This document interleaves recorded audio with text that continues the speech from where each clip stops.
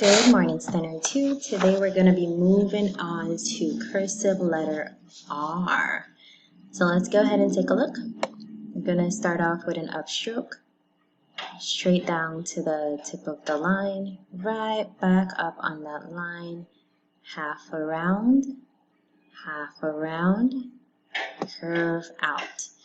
That is our capital R. So let's do that capital R again. You want to start like midpoint of the line, uphill stroke, straight down to the other line, right back up on that line,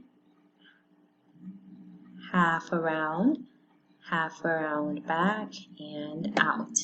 So please go ahead, see how many R's you can fill into one line, and then you're going to skip that line and we're gonna go into small r. So usually start at the bottom of the line. You're going to curve up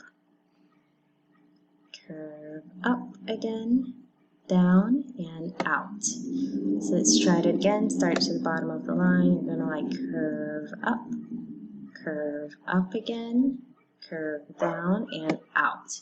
So see if you can give me as many small R's as you can on the other line.